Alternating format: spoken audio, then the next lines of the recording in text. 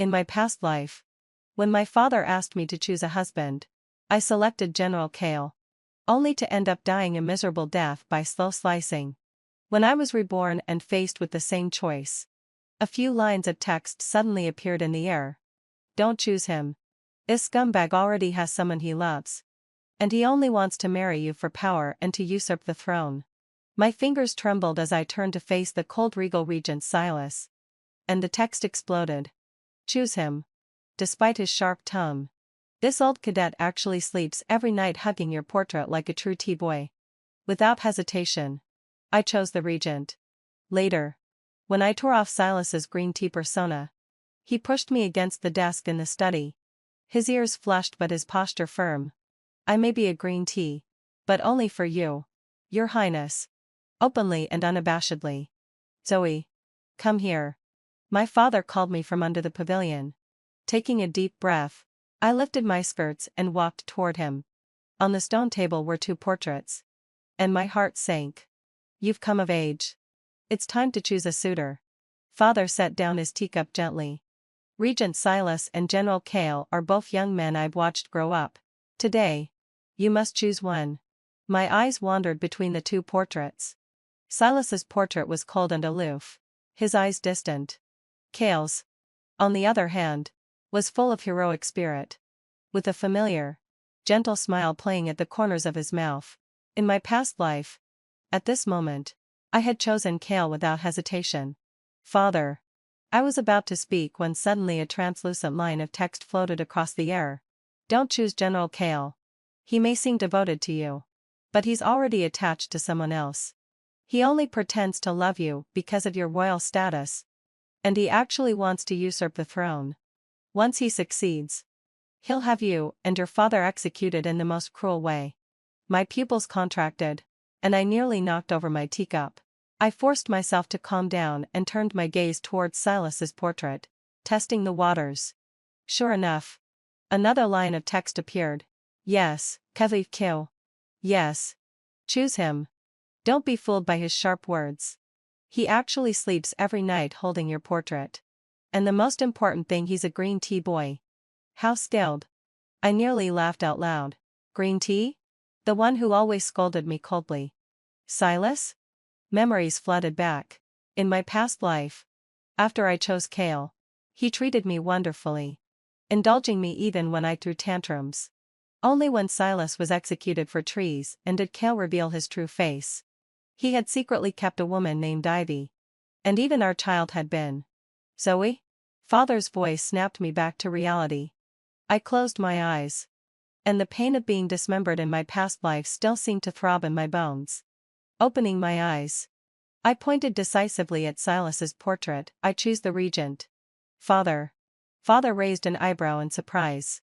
But you and Kale are childhood sweethearts. Last time, you said you disliked Silas for always bossing you around. I've grown up. I smiled faintly. The regent is steady and reliable.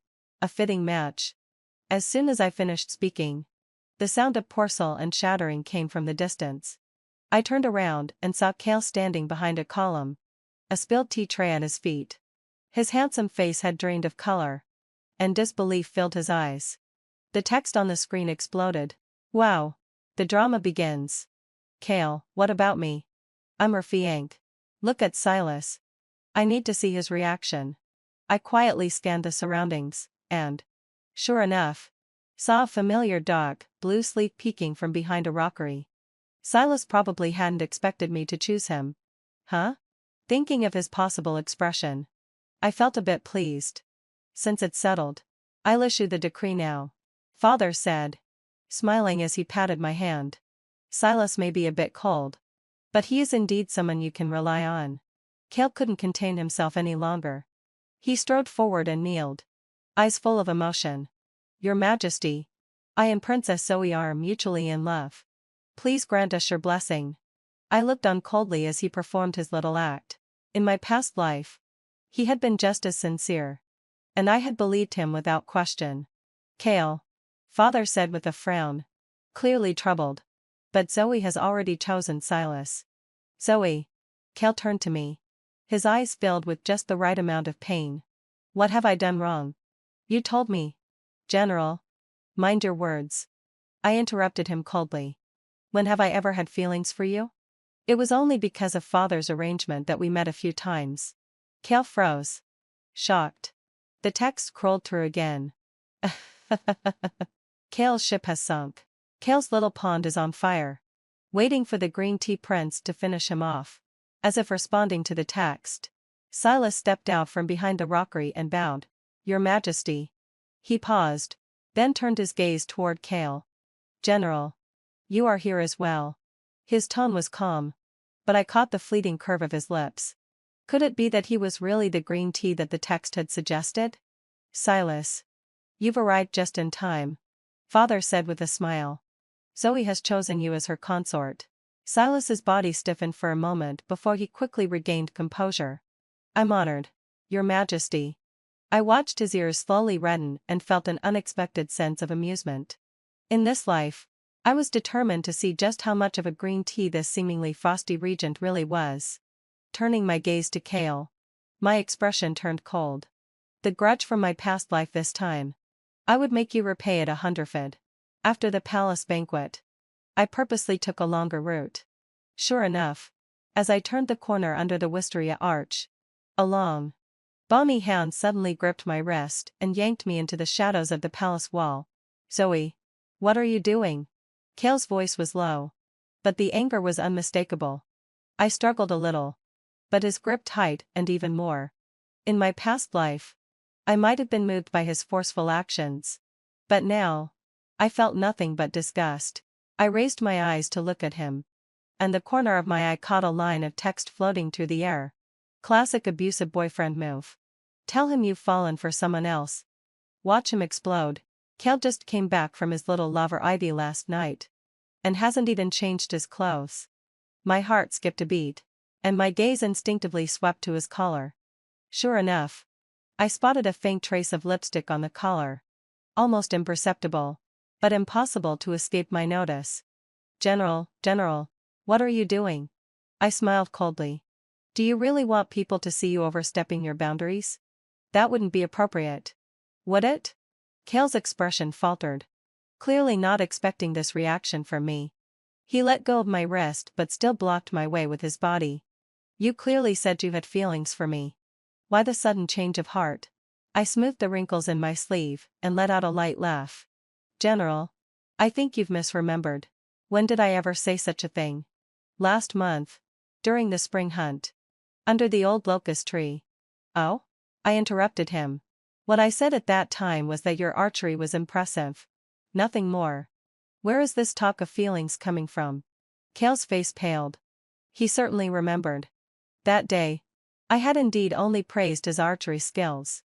It was he who, following the conversation, confessed his feelings. And I, blushing, silently acknowledged it. At just the right moment. The bullet comments flooded in. A classic self-declared love. Kale, was that a big hint I dropped? Well done. Princess. Zoe. Kale softened his tone. His eyes, those eyes that once made me lose myself, stirring with ripples. Is someone pressuring you? It's Silas. Isn't it? He's using his position as regent too. General. Be careful with your words. I coldly cut him off. The regent is my father's trusted minister. How dare you slander him? I chose him for. I purposely paused. Then added. He's far more reliable than some people who wear a mask of loyalty. Kale's pupils constricted sharply. As if something had struck a painful spot.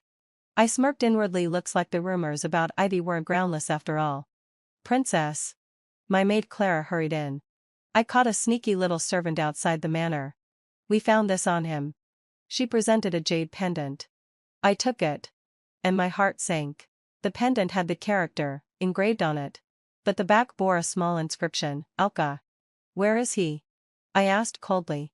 Here and off. Clara replied. I waved her off and clenched the pendant in my palm. Alka? Ivy. It seemed Kale not only kept a mistress but was so bold as to carve love tokens for her. Princess? Silas's voice brought me back to reality. It's nothing. I forced down my anger and instead asked. Regent. Have you ever heard of a woman named Ivy? Silas furrowed his brow slightly. Is she the lute player at Kale's Manor? I've heard of her. They say. She was brought back from the frontier by Kale. The bullet comments came again. Not just brought back. The child's already 3. Ivy's the battle-hard and White Lotus. Princess. Check the Mingyu villa in the west of the city. A shock ran through me. A child? Were my 2 unborn children from my past life? Perhaps. Lost because Kale already had an heir? Princess. Are you unwell? Silas's voice carried a subtle concern that I almost missed. I shook my head and asked. Why do you want to marry me? Silas clearly hadn't expected the question. He hesitated for a moment before replying. Princess. You are of noble birth. Both talented and beautiful. To have your favor is my great fortune. Is that the truth? I stared into his eyes. The room fell into an almost unnerving silence. Outside, the wind rustled through the cropple tree. The sound soft and constant. After a long while, Silas spoke quietly. I never lie. He didn't answer directly, but his usually cold eyes now seemed like melting snow. Soft enough to drown someone. My heart skipped a beat. And I quickly averted my gaze. We'll follow your suggestion on the wedding date. I stood and gestured for him to leave. I'm feeling a little tired. Silas bowed and turned to leave. But stopped at the door. Princess. If you like the preserved fruits, I'll bring more tomorrow. He didn't look back, but I saw the tips of his ears turn pink. The bullet comments exploded. He's so smooth. Tomorrow. Tomorrow. How many tomorrows? Isn't this a typical green tea move? I'm already swooning for him. Once he was gone, I immediately called for my trusted guards. Go check out the Mingyu villa in the west of the city. Focus on a woman named Ivy. And check if there's a child involved. The cropple blossoms in the Imperial Garden were in full bloom. I leaned on the pavilion railing, watching Silas seriously report military matters to my father. Today, he wore a dark, blue robe, the jade belt at his waist making his shoulders look broad and his waist slim. As he spoke, his Adam's apple moved with each word, casting a shifting shadow in the sunlight. What are you looking at so intently? Clara eased. A laugh hidden in her voice. I pulled my gaze away and pressed a preserved fruit into her mouth. Mind your own business. The bullet comments popped up once more. Princess looked smitten watching her husband. Silas reported for 10 minutes and stole late glances at the princess. On the surface, serious state affairs. In reality, eager to finish and go on a date. Father finally allowed Silas to leave. As he walked toward me, his pace quickened slightly but slowed deliberately when he was 3 steps away. Putting on an air of calm composure. Your Highness. I apologize for the wait. He said, bowing. With ink stains on his cuffs. Likely from just leaving the imperial study. I deliberately stiffened my face. Regent, you have quite the attitude. Making me wait for half an hour. Silas's brow furrowed slightly. It was my fault. The Emperor was asking about the defense arrangements for the northern border. Seeing that he was truly trying to explain, I couldn't help but laugh. Just teasing you. State affairs are important. And I'm not one to make a fuss. He visibly relaxed. His tense shoulders softening. I suddenly realized that Silas was always so cautious around me. A stark contrast to his imposing demeanor in the court. The comments on the screen began to roll in. Scared to death thinking his wife was mad. Silas, my wife smiled. Today is a win. Is this not love? Word has it that the Imperial Guard and has recently planted a few western roses. Would the regent care to accompany me to have a look? I rose and brushed the hem of my skirt. Silas immediately took a step forward but restrained himself. Stepping back, it would be an honor. We walked along the flower path at a leisurely pace. He kept a perfect distance, neither too far to seem distant nor too close to be disrespectful. Sunlight filtered through the gaps in the leaves, casting a soft glow on his side profile, highlighting the sharp contours of his face. Regent, aside from state affairs, do you have any hobbies? I picked a begonia and tucked it into my hair. His gaze lingered on my hair for a moment, his throat bobbing slightly. Reading. Practicing martial arts. Occasionally. He paused for a beat. Playing chess. Chess? By yourself? Yes. The answer struck me unexpectedly. In my past life, I only knew that Kale loved to socialize, always dragging me to various banquets. But I never considered what Silas's solitary games of chess might have been like.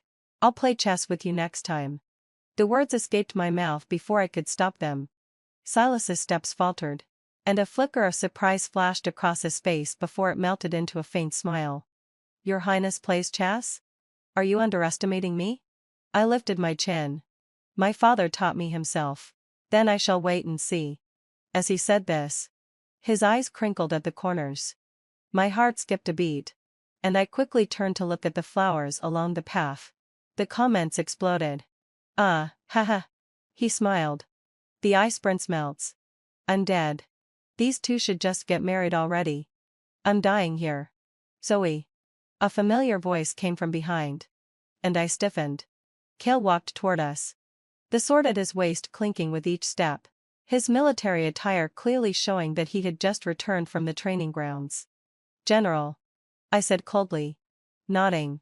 Kale's gaze flicked between Silas and me, a mocking smirk curling on his lips. I heard you're admiring the flowers? How elegant.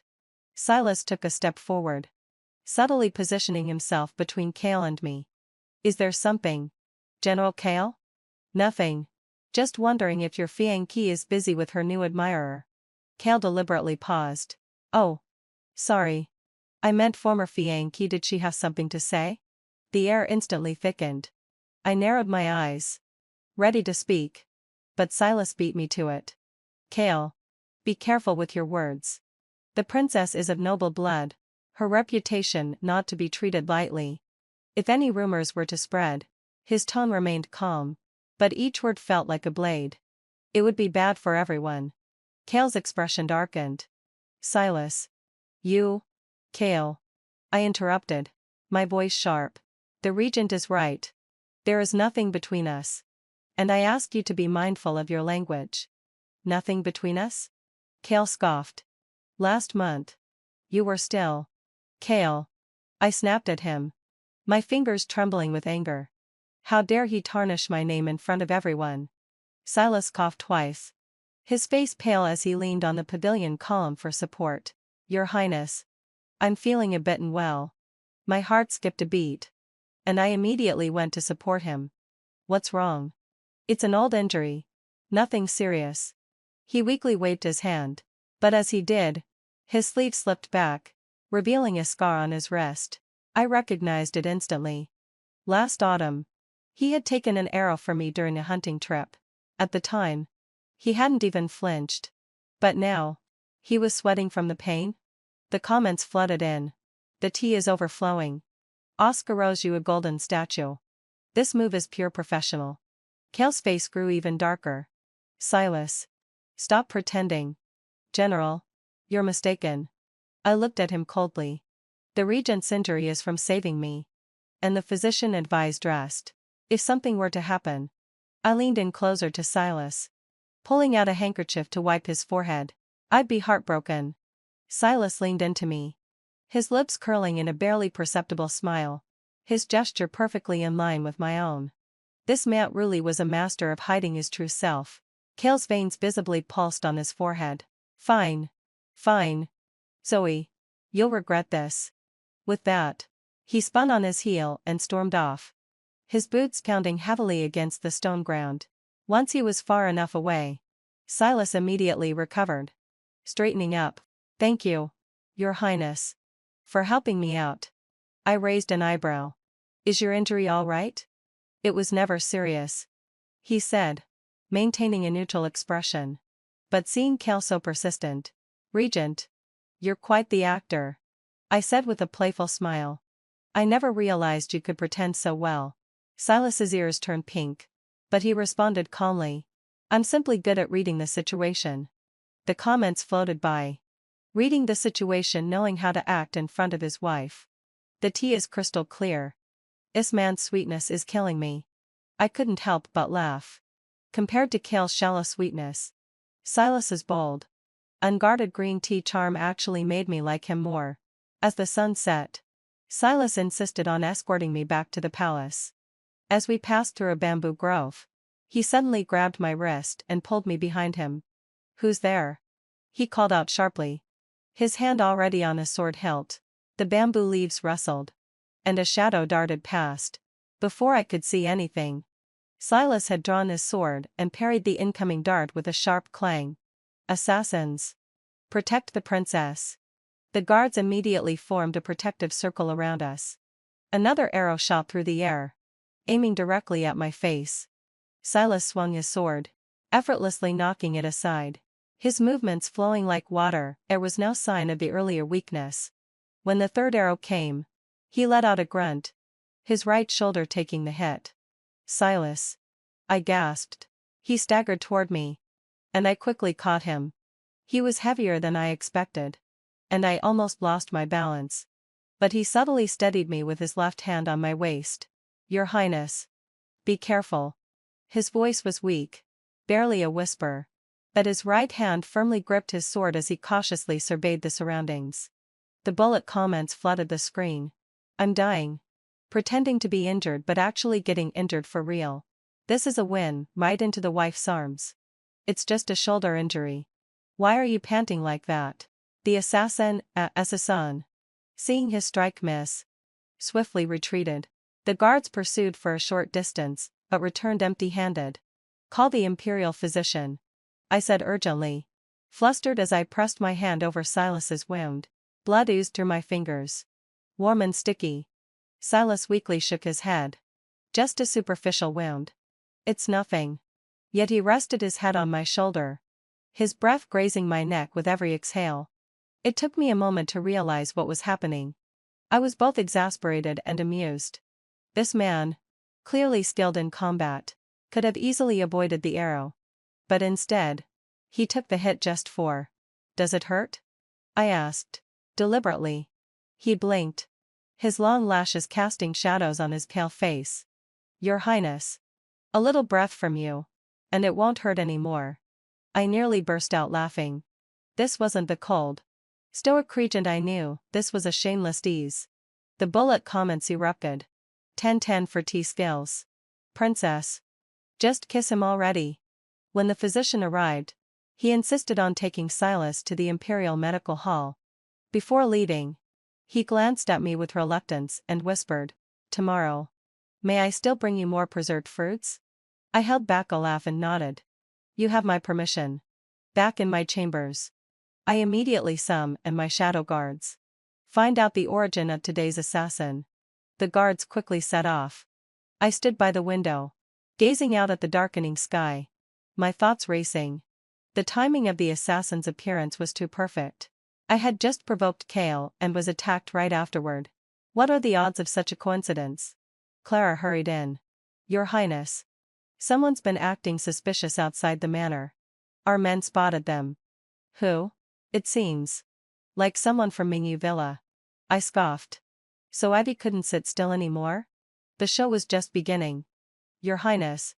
We have the information," my lead guard Jet said, kneeling and handing me a stack of reports. The rain outside pattered gently, and the candlelight flickered on his stern face. I took the stack of papers, and the first page revealed a map of Mingyu Villa's layout. Next to Ivy's room, a secret chamber was circled in vermilion ink. "Has this place been searched?" I traced the spot with my fingertip. Jet lowered his voice further. "The secret room was locked with 3 layers of security. I had to use some methods to get inside." "Inside?" He paused and pulled a cloth bundle from his chest. "I found this." I unwrapped the cloth, and a baby's embroidered vest with the words "Long Life and Happiness" fell out, followed by several small photographs. The topmost photo showed a boy, around 3 years old, with a round face, big eyes, and a small mole on his lip. He looked exactly like Kale. "Where is the child now?" "He's in a private school on the back mountain of the villa. 2 highly skilled nannies are guarding him day and night." Jet added. "I also found out that Ivy goes to the Great Xiangjiuo Temple on the 15th of every month to pray for the child's well-being." I sneered. Pray for his well-being? Kale was off fighting wars, and Ivy had the luxury to pray to the gods. In my past life, When my two unborn children died, did anyone pray for them? The bullet comments continued. The child is already this big. Kale is truly despicable. Princess. Don't hold back, tear them apart. Keep watching them. Especially Ivy. I said as I tucked the evidence into a brocade box. Don't alert them. Jet bowed and withdrew. I walked to the window, feeling the rain mist my sleeves. A 3-year-old child. When Kale confessed his feelings to me, the child must have already been calling him father. The fire in my chest almost consumed me.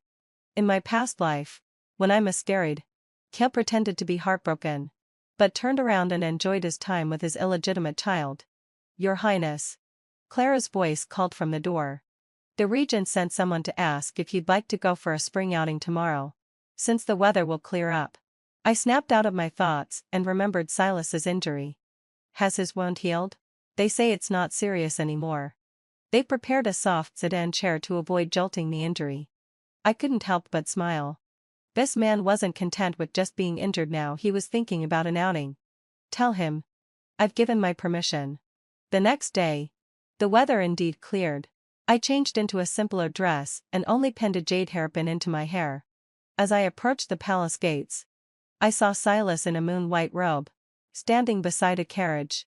A silver fox fur cloak draped over his shoulders, making him appear as slender as bamboo. Your Highness. He greeted, a slight frown knitting his brows, which seemed to strain his wound. I hurried over to him. Your injury isn't fully healed. Why push yourself? It's much better now. He straightened, his gaze falling on my hair. Your Highness. You look beautiful today. He said it so earnestly. But his ears betrayed him. Turning slightly pink, sunlight filtered through the leaves, casting a warm glow on his face and accentuating his sharp features.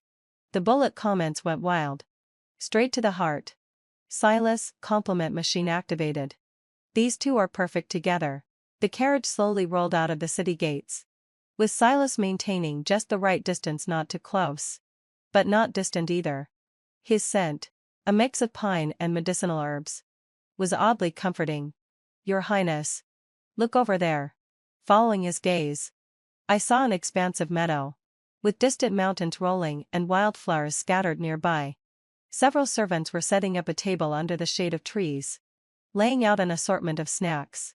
I heard you like to fly kites, so I prepared one, he said, pulling a delicate swallow-shaped kite from under his seat. I hope it's to your liking. I took the kite, my fingers brushing against his palm. The swallow's wings were intricately patterned and sparkled in the sunlight. I did enjoy flying kites in my past life, but Kale always called it childish and never joined me. You're very thoughtful, Regent, I said softly. After getting out of the carriage, a spring breeze brushed my face, bringing the scent of fresh grass. Silas held the kite for me while I ran a few steps, and the swallow soared into the wind, climbing higher and higher. Give it more string, I called back with a smile. Silas stood not far behind, his gaze gentle. The sunlight bathed him in a golden halo, and his normally tight-lipped expressions softened, the corners of his mouth lifting slightly. He seemed like a completely different person, no longer the cold-faced regent in court. The bullet comments erupted. Ha ha ha. Look at the way he looks at her. The iceberg is melting. Ha ha ha ha. What kind of divine love is this? When the kite flew to the highest point, Silas appeared behind me with a bouquet of wildflowers, pink and white, tied with a grass stem. I picked these on the way. They're not as precious as the ones in the palace. I took the bouquet, my fingertips accidentally brushing his. He recoiled as it burned but steadied his grip on the stems, clearly worried I might not hold them properly. Thank you, I said, bringing the flowers closer to my nose, inhaling their fragrance. These smell much better than those from the palace. Silas's eyes lit up, as though he had just received the greatest compliment. He was about to say something when a guard hurriedly approached. Your Highness. General Kale requests an audience with the princess. He says there's urgent military business. My smile froze. Kale? How did he find this place?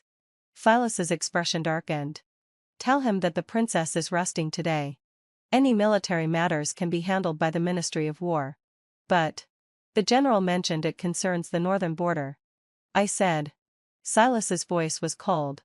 Any issues can be discussed at tomorrow's court session. The guard hesitated and looked to me. I shook my head. Do as the regent says. Once the guard left, Silas turned toward me. His eyes tinged with apology. I've disturbed your highness's enjoyment. It's nothing. I waved him off. But you, turning tail down like that, don't you fear he'll hold a grudge? The corners of Silas's lips curved up slightly. For your highness. It's worth it. The words were light, but they landed like a heated ember on my heart, warming me through. The comments on the screen exploded. He's so good. He'd defend the world for his wife. Still not married? On our way back, it started to drizzle. Silas insisted on draping a cloak over my shoulders while he wore only his single layer of clothing. As the carriage bounced along, he subtly shielded me from the wall with his arm, making sure I didn't bump into it. When we passed through the West City Market, a melodious tune floated toward us. I lifted the carriage curtain and saw a veiled woman playing the pipa in front of a tea house, surrounded by a small crowd of listeners. Stop for a moment, I suddenly said. Though her face was covered, I would never forget those eyes. In my last days, it was those very eyes that had looked down on me as I was tortured to death. Ivy. Silas followed my gaze. Do you know her? She looks familiar, I said, lowering the curtain. Let's go. The carriage rolled on, but a cold smile crept onto my face. Ivy daring to show up here, was it coincidence? Or deliberate? It seemed Cale had finally lost his patience. Back in the palace, I immediately and Jet find out about that singer. Especially who she's had contact with today. Jet acknowledged my orders and left. I stood by the window, watching the sky darken, already plotting my next move. In my past life, I had passively suffered. But this time, I would take the initiative. Clara entered with a tray of hot tea. Your Highness. The candied fruit, the regent sent. I took the porcelain jar, noticing a note hidden at the bottom. I will enter the palace tomorrow to meet with the emperor. May I invite you to play a game of chess at noon? The handwriting was neat and strong, but the ink smudged at the end, as if he had hesitated before finishing it. I imagined Silas sitting at his desk, carefully considering each word, and couldn't help but smile. Tell the regent I'll be waiting to beat him. The next morning, as I sat before the copper mirror, I instructed the maid to ensure my hair was styled to perfection. Today, the hairstyle must be flawless. Clara stood nearby, holding a jewelry box. Inside was the 9 phoenix and pearl gold hairpin I had specifically chosen, a piece I usually avoided because of its weight, but today, I needed it for effect. Your Highness, are you meeting some important person today? Clara asked curiously.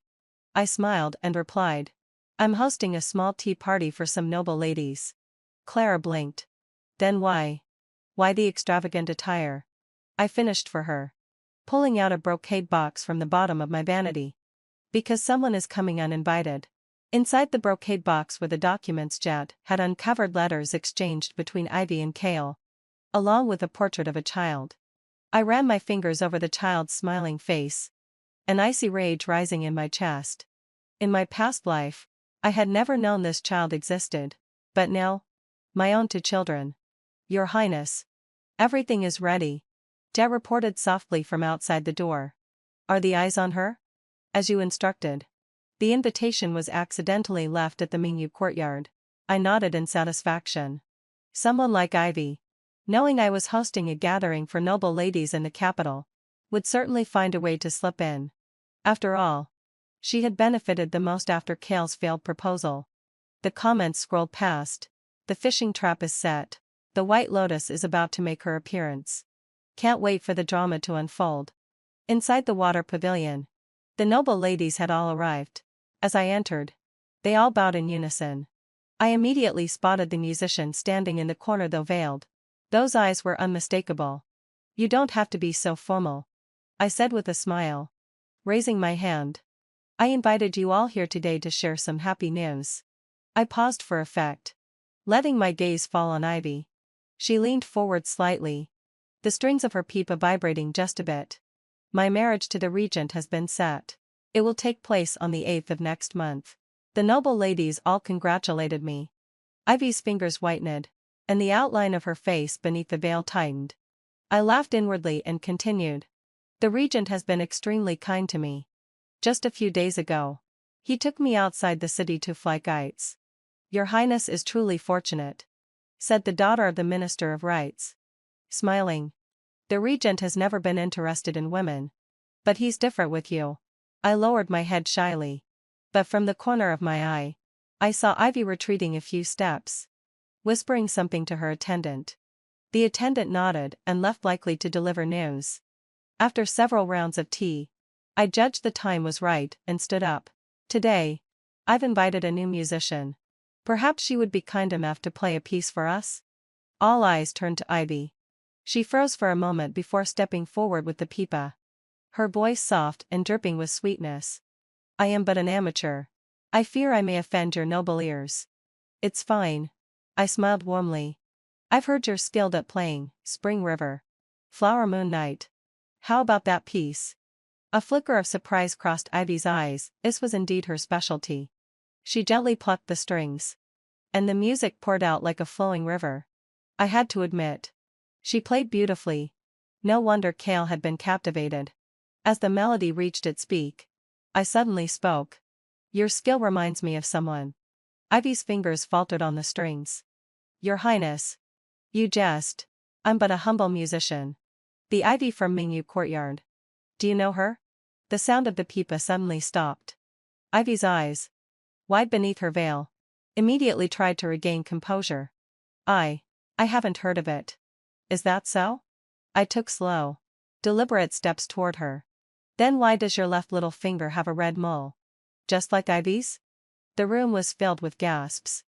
Ivy quickly pulled her left hand back, and the pipa fell with a loud thud. Your Highness must have mistaken someone, she said, her voice trembling.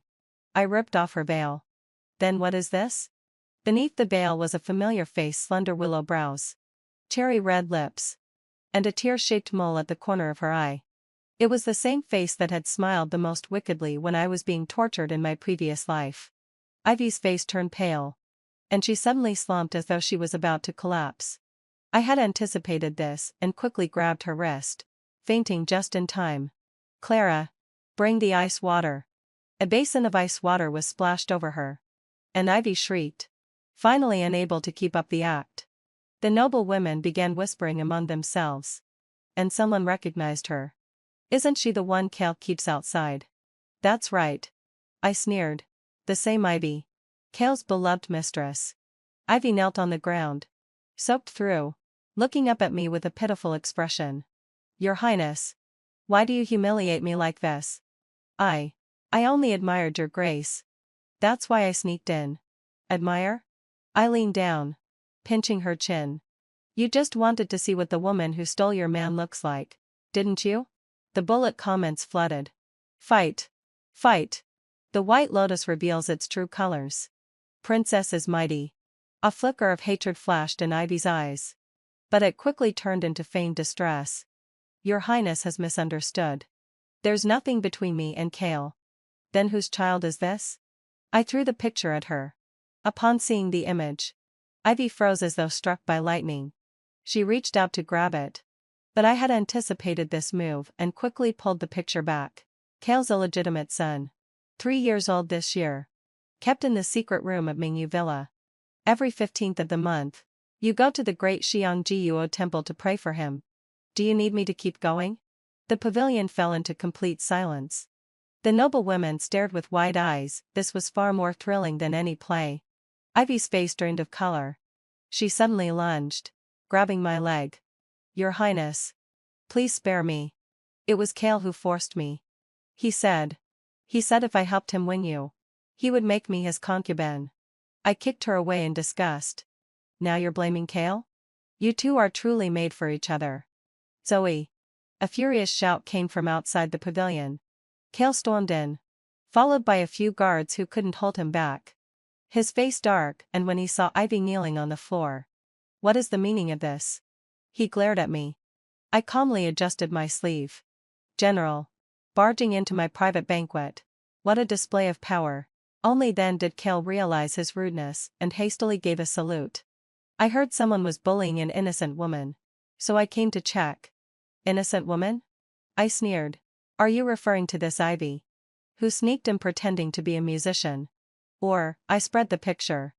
This Ivy. Who bore your illegitimate child? Kale's pupils contracted sharply. Where did you? You don't need to know. I interrupted him. I'm simply curious. Kale. You claim to be in love with me. But secretly you've fathered a child. What does that say about you?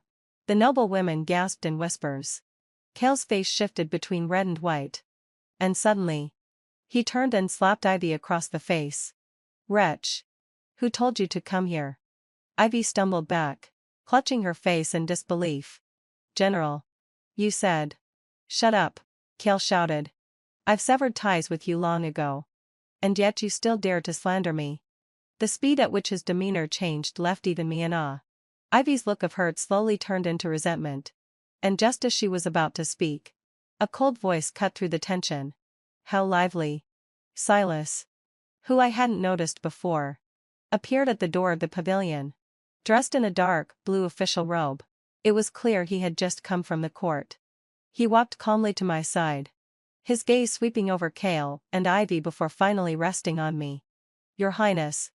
You've been startled. I shook my head. The regent arrived just in time. I was just introducing Ivy. Kale's. Silas's eyes flashed with a faint smile before he turned to Kale, his tone serious. Kale. As a government official, it is inappropriate for you to keep a mistress. Now you've allowed her to offend the princess. What should be done about this? Kale's forehead veins bulged. Silas. Don't play the good guy here. I'm only speaking fairly. Silas said slowly. But Kale. Your behavior at court has been inappropriate. And your morals have been lacking. Tomorrow's morning court session. I'll have to report this. The bullet comments exploded. The green tea duo has teamed up. Kale, I'm having a rough time. Perfect teamwork. 10-10. Kale's face turned an ashen gray. He suddenly yanked Ivy to her feet. Let's go. Ivy stumbled as he dragged her out. But before they left, she glanced back at me. Her eyes filled with venom. Like a serpent. I smiled back and mouthed silently, we'll play this out slowly. Once they had left, Silas quietly asked, Has your Highness been wronged? No. I looked up at him. Thank you, Regent, for arriving just in time. His lips quirked into a small smile. I was just passing by. Liar. His official robes hadn't even been changed, he clearly came on purpose after receiving word. I felt a warmth in my chest but didn't call him out. The noble women, recognizing the cue, wisely excused themselves. Once the room was empty, Silas suddenly pulled out a small wooden box from his sleeve. For your Highness. To calm your nerves. I opened the box to find a pair of white jade earrings. Shaped like begonia flowers. With tiny rubies set in the center. They were exquisite. I heard your Highness likes begonia flowers. He said softly. I happened upon them. I ran my fingers over the earrings. Suddenly reminded of my past life. I had indeed loved begonias. But Kale always said their blooming period was too short and never gave me any. Silas, however, remembered even such small details. Help me put them on. I turned, lifting my hair. His hands were steady, but his fingertips felt slightly warm. When he brushed against my earlobe, we both unconsciously held our breath. After placing the earrings on, he stepped back a half step, his eyes full of admiration. They suit you perfectly. The sunset outside the pavilion bathed his profile in golden light. Suddenly, I felt that, in this life, maybe things could truly be different. The final bullet comments rolled in. The green tea duo is sealed. Kale doesn't deserve her. Waiting for the next chapter to get even more exciting. The next morning, I was practicing swordplay when Silas's voice rang out beside me. Lower your wrist another 3 inches. He stood behind me, his right hand covering mine, adjusting my posture. Like this? I tilted my head slightly, my nose almost brushing his chin. His Adam's apple bobbed. But he didn't pull away. When striking, be steady, not hasty.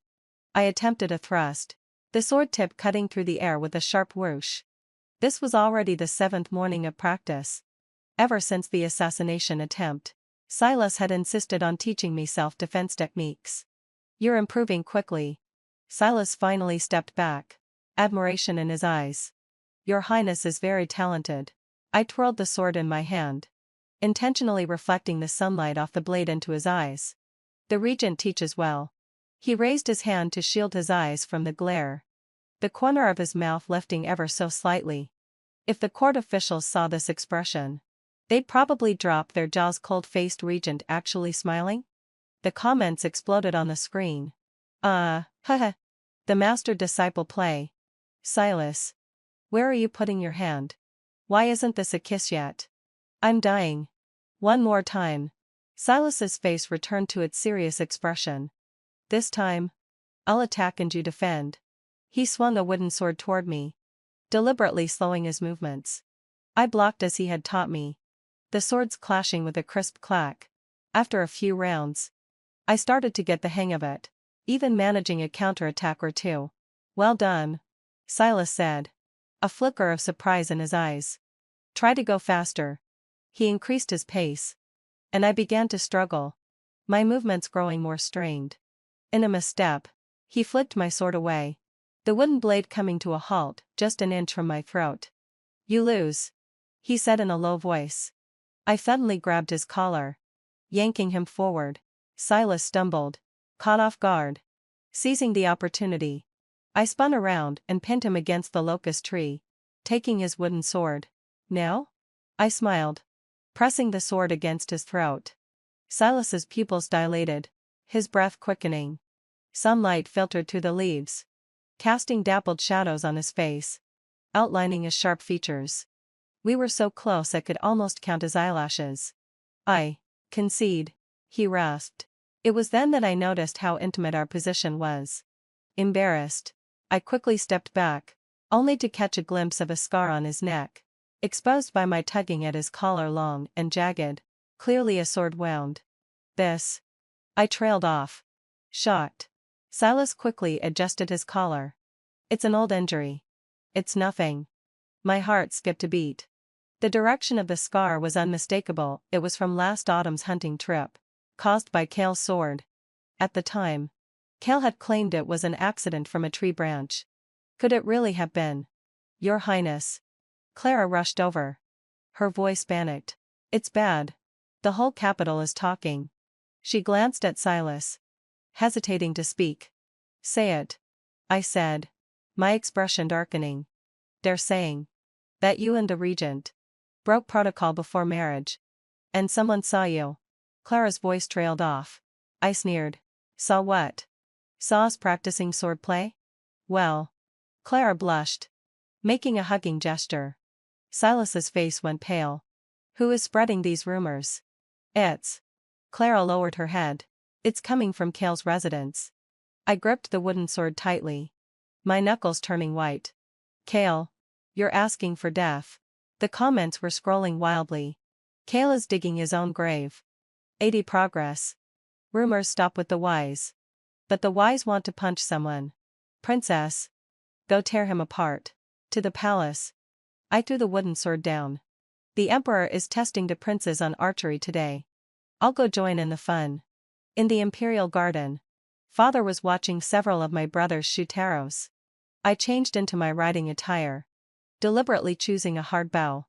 Zoe. You're here too? Father smiled, waving at me.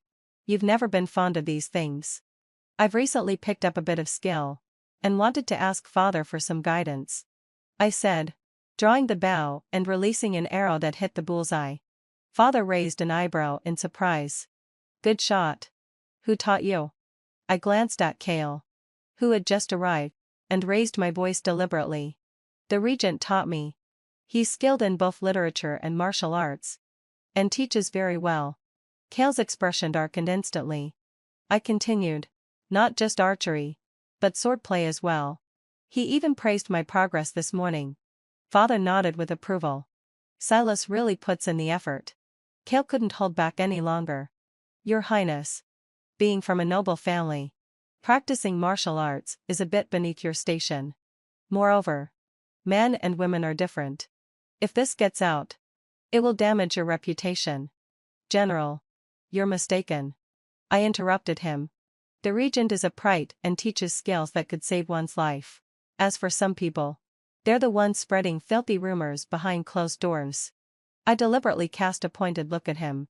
Kale's face turned ashen. What do you mean by that, Your Highness? You know exactly what I mean. General. I pulled back the bow. The tip of the arrow aimed, almost carelessly, at him. Rumors stop with the wise. But they stop with the dead too. The arrow flew, grazing Kale's ear and embedding itself in the target behind him.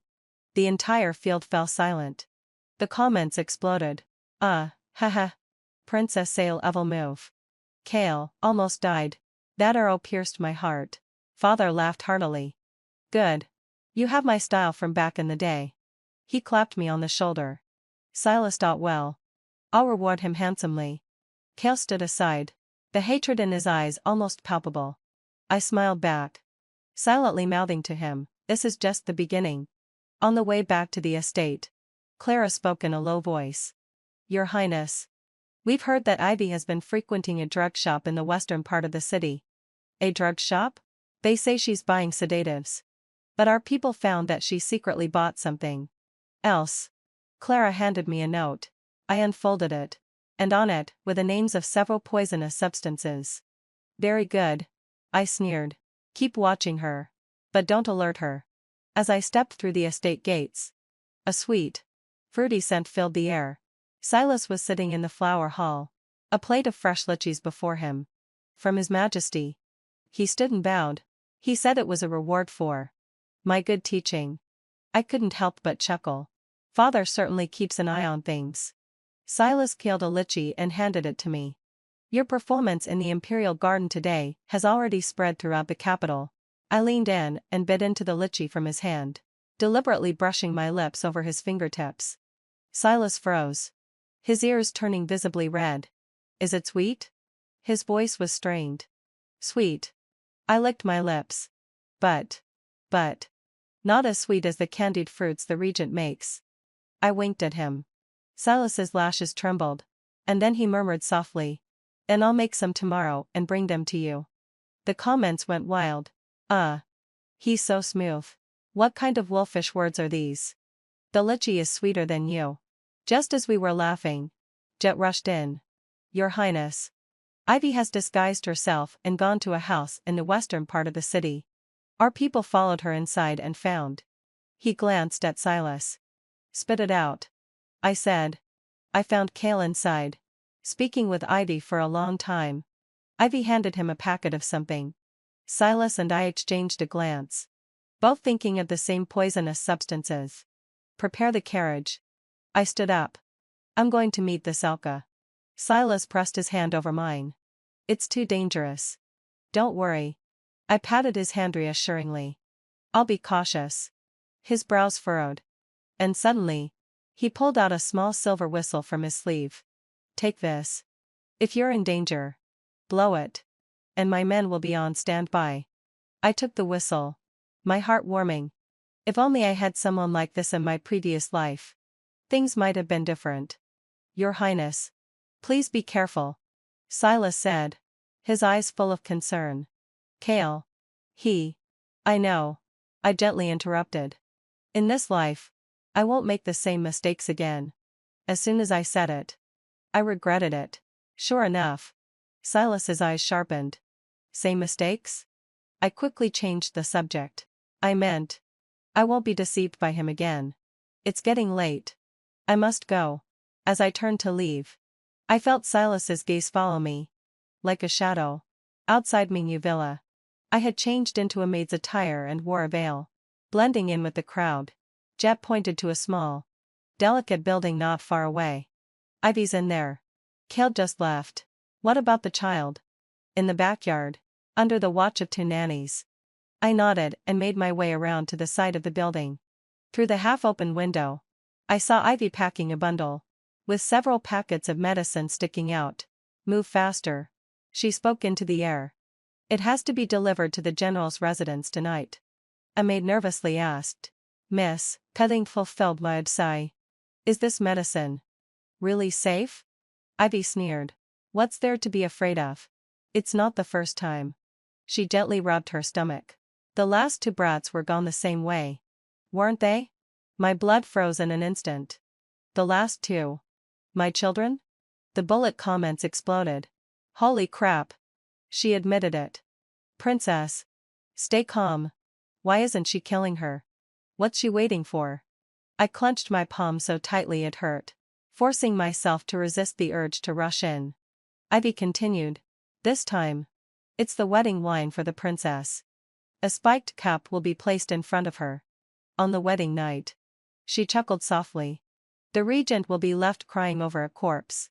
The maid shook even more violently. But what if they find out? Even if they do, it'll be Kale's doing, Ivy said carelessly.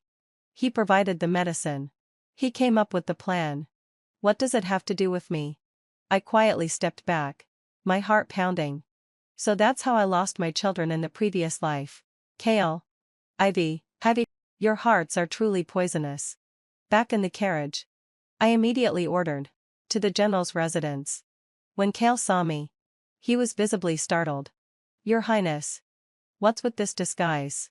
I took off my veil. Eyes red. Kale. I regret it.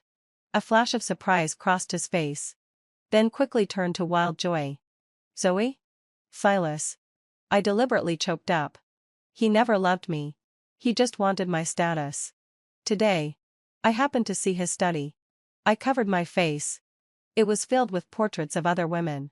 Kale stepped forward to embrace me. But I turned away. No.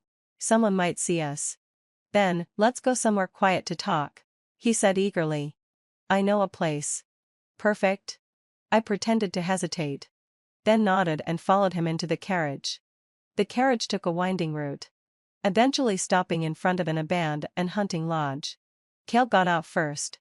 And I followed closely behind. My hand still resting on the dagger in my sleeve. This is safe. Kale turned around. His eyes gleaming with a strange light. We can talk properly. Talk about what? I took half a step back. About you poisoning the wedding wine? Or about how you killed my unborn children? Kale's face changed drastically. You. How did you know? He suddenly grinned maliciously. Doesn't matter. You won't live past today anyway. He lunged at me. But I was prepared. I pulled out the dagger and slashed at his arm. Kale staggered back in pain. But quickly retaliated, grabbing my throat and slamming me against the wall. Born again. And you're still this foolish. He whispered in my ear. In my last life. You died too quickly. This time. I'll enjoy playing with you. My heart sank. He was reborn too? The bullet comments went wild. Holy crap. Dual rebirth. Princess. Blow the whistle. Silas. Where are you? You came back too? I gasped. Surprised. Kale tightened his grip. Last time. When you died. I could have taken the throne without a problem. But Silas's old forces caused chaos. And I ended up being torn apart by horses. Now that we're back, I'll make sure to eliminate you first.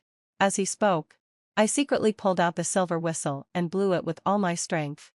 The sharp sound sliced through the air. Kale, enraged, slapped me. Bitch. Everything went black.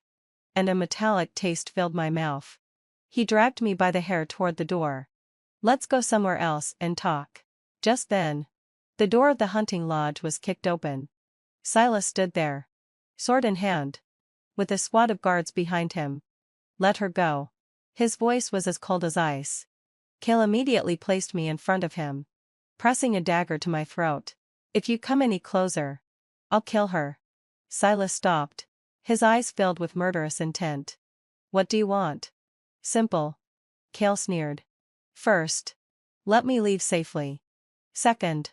He leaned in close to my ear. Tell me, how did you make Zoe fall so deeply for you? Last life. She loved me. Silas's brow furrowed. Last life? Don't play dumb. Kale shouted. You've been reborn. haven't you? How else would you have arranged everything in advance? I froze. Silas was reborn too? The bullet comments flooded. Triple rebirth? This plot is unreal. So much information. Silas remained calm. I don't know what you're talking about. Let Zoe go. And I'll let you go. Stop lying. Cale tight and the dagger. And I felt a sharp pain in my neck. Blood trickling down. Last life. You pleaded for Zoe. But when I executed you publicly, you didn't even blink. How could someone so devoted not be reborn? My body shook. Silas died for me in his previous life? A flicker of emotion passed through Silas's eyes before he said slowly. Yes, I didn't fulfill my ascension. I was reborn. He lowered his sword. So I know that Ivy wasn't actually pregnant. She lied to you. What? Cale's hand trembled. She bribed a doctor to fake the pregnancy. Just to trap you. Silas continued. The child wasn't yours. It was hers and the musician's. Cale flew into a rage. You're lying. Don't believe me? Silas sneered. Go find out where that musician is. See if he suddenly dropped dead. Cale faltered. And I seized the moment of his hesitation. Lunging backward and slamming into his nose. Cale recoiled in pain.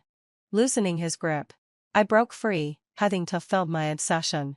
But he kicked me in the back, sending me crashing to the ground. Bitch. Cale raised the knife to strike. At the critical moment, a flash of sword light sliced through the air. Cale let out a scream. His sword arm severed at the wrist. Silas shielded me behind him. The tip of his sword dripping with blood. Kill him. I screamed hoarsely. But Cale suddenly threw a smoke bomb. And by the time the smoke cleared, he had vanished without a trace. Chase him. Silas ordered the Imperial Guards. Then turned to help me up. Are you hurt? I shook my head, urgently asking. What you said earlier. Is it true? You've been reborn too? Silas paused for a moment. Then quietly replied. No. I was just extracting information from him. He wiped the blood from my neck. But what he said was true. In my past life. I threw myself into his arms. Trembling. The Silas from my previous life. The one who always stood behind me and died for me in the end. Had always been there. The comments scrolling by. Woo woo woo. My heart is breaking. How are they not together yet? Cale must die. Does it hurt? Silas's fingertips gently brushed the wound on my neck.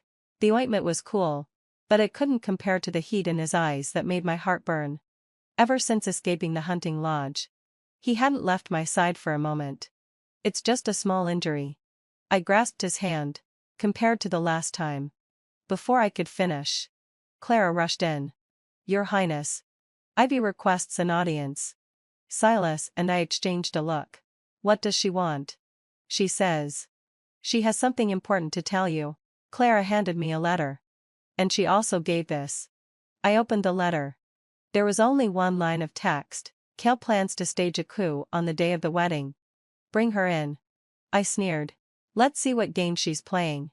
When Ivy entered, I almost didn't recognize her. Her eyes were swollen from crying. Her clothes were disheveled. And as soon as she saw me, she collapsed to the ground. Your Highness. Please save me.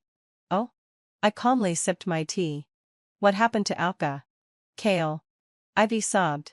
Her tears flowing like rain. He wants to kill me to keep me quiet. I had no choice but to come to you for protection.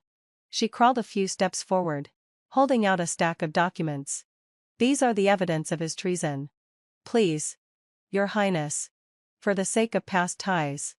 Ties? I interrupted her. What ties? Is it the tie where you caused the death of my child? Or the tie where you poisoned the wedding wine? Ivy's face turned as white as a sheet. Your Highness. I didn't know. Didn't know? I slammed my hand on the table. Cale confessed it himself in the hunting lodge. You've been reborn too. Haven't you? Was it not enough to torment me in the last life? And now you want to do it all over again? Ivy trembled. No. It's not like that. Suddenly, she lunged forward, wrapping her arms around my legs. It was Cale. He said if he could get rid of you, he would make me his empress. I kicked her away in disgust. I'll take the evidence. You can leave now, Your Highness. Ivy looked up in horror. You can't do this. Kale will kill me. And what does that have to do with me? I sneered. Guards. Escort her out. As Ivy was dragged away, she screamed. Zoe. You'll regret this. I know your secret. I know you've been reborn. Her voice was suddenly cut off. My heart skipped a beat. And I looked at Silas. What did she just say? Silas's expression darkened. It seems she knows about Your Highness's rebirth. He turned to Clara. Go investigate who she's been in contact with recently. Clara left to carry out the orders. I scanned through the documents Ivy had brought. And the more I read, the more I felt a chill running down my spine. Kale had secretly assembled 30,000 border troops, waiting just outside the capital. We need to report this to Father immediately. I stood up. Wait. Silas placed a hand on mine. The timing of this evidence is too perfect. Why did Ivy suddenly betray Kale? I calmed myself. You mean? It could be a feint. Silas said in a low voice. I'll send people to investigate Ivy's background. Just as he finished speaking, Jet rushed in. Your Highness. Lord Silas. We found something. Ivy is no ordinary commoner. She's a spy sent by the Northern D. My heart stopped. What? This was found in the secret room of the Mingyu retreat. Jet presented a letter. It bears the seal of the Northern D royal family. I unfolded the letter, which detailed how Ivy had approached Kale, sowed discord between him and the royal family, and ultimately helped plan the Northern D invasion. At the end of the letter was a shocking revelation. Ivy wasn't the first time she had carried out such a mission 10 years ago. She had successfully sowed discord between a royal couple. 10 years ago. I suddenly remembered. Wasn't that the case of Father's cousin, the Duke of Sue? Silas nodded. The Duke of Sue's rebellion failed, and his entire family was executed. It said that the cause was the Duchess's infidelity. And the lover? I finished his sentence. Suddenly, everything clicked. Ivy was the Duchess, from back then. She didn't die, she changed her appearance, and came back. The comments went wild. What a long gone. This woman is terrifying. Kale got played so badly. Head to the palace immediately. I grabbed the evidence. Father must know this. In the Imperial study. After Father read through all the evidence, his face dark and like iron. Kale. Ivy. Father. Kale has already mobilized the border troops. A coup could happen at any moment, I said urgently. We need to prepare. Father looked at Silas. What do you think, my dear minister? Silas replied in a deep voice. We should turn the tables on them. Announce that the wedding is postponed, while secretly mobilizing the Imperial guards for an ambush. When Kale makes his move, we'll trap him completely. Father nodded. Do it. Leaving the Imperial study, I grabbed Silas's sleeve. Did you know Ivy was a spy all along? I only suspected, Silas whispered. Her timing was too perfect. And her methods too familiar. He paused. And? After Kale's usurpation in the previous life, the Northern D did indeed launch a large-scale invasion. A pained expression flashed in Silas's eyes. I suspected there was something fishy. But I didn't have time to investigate before. I clenched his hand. This time, we won't repeat the same mistakes. That night, the capital was under martial law. I stood on the city tower, watching as the Imperial guards silently set up their defenses. Silas, clad in military attire, walked toward me like a war god under the moonlight. Kale has already noticed. He whispered. I just received word he's launched the coup ahead of schedule. My heart tightened. When? Now. As if answering his words, the sound of horns suddenly rang out from outside the city. A black tide of soldiers surged forward, torches lighting up the sky. Prepare for battle, Silas shouted. I gripped the sword at my waist, my heart pounding like thunder. This battle would determine everyone's fate. The comments scrolled by. The final battle is here. Princess. You have to win. Go green TCP. Arrows fell like rain. And I swung my sword to deflect one that flew too close. The sounds of battle filled my ears, shouts of bloodshed and the clash of weapons.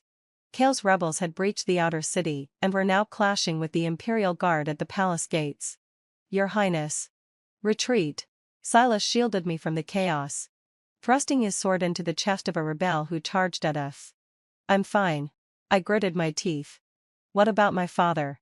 He has already been safely moved to the secret chamber. Silas pulled me behind a pillar. Kale himself is leading the assault on the east to a gate. We must hold this position. I nodded, but suddenly I caught sight of a familiar figure, Ivy. She was dressed as a palace maid and was sneaking towards the inner palace. Ivy is heading to the inner palace, I said urgently. She must be going to assassinate my father. Silas immediately ordered a squad of guards to follow. I'll pursue Kale. Stay alert. I led Jet and a few guards in pursuit of Ivy.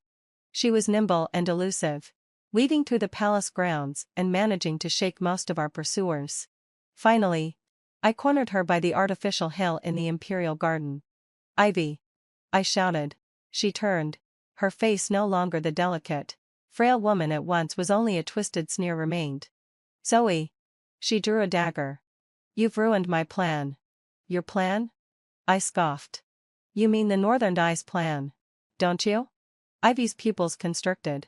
You. I know who you are. I slowly advanced. 10 years ago. You killed the entire family of Prince Sue, posing as the princess. Now. You want to kill my father? You know, too late. Ivy suddenly lunged at me. I dodged, and we engaged in a fierce struggle. Her strikes were vicious and precise.